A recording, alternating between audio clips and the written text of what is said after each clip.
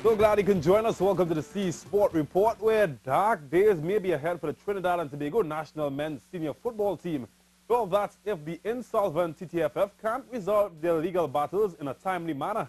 Well, that's the consensus coming from the Ministry of Sport, who all but put a stop fork on the flow of funds to the organization with whom they have an ongoing wrangling.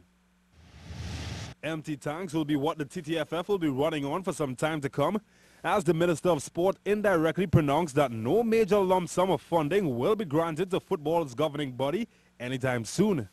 Under stringent probing at a heated press conference today, it was revealed that the withholding of major investment may have much more to do than with the current Harvard saga. Now, the TTFF is insolvent. There is a case, a judgment, I don't know how much it is for, that the footballers from 2006 have on TTFF. So if you give now, let's say they present a budget for 14 million, and over the year, 14 million is deposited in TTFF. And then the judgment is that that money now had to go to pay the debts of the TTFF.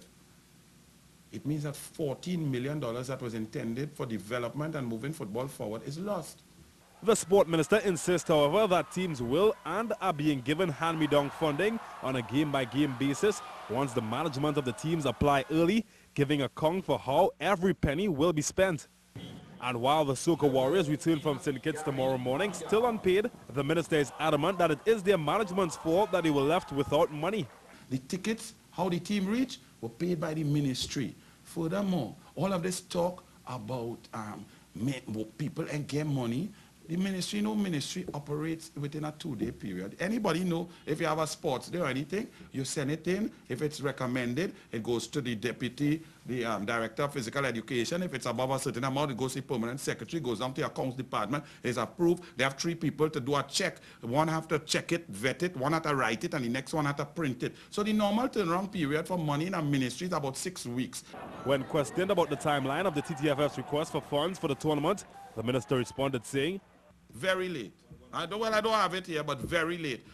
Permanent Secretary Ashwin Creed, in a private meeting after the heated press conference, admitted that part of the national team's funding delay had to do with the ending of the financial year.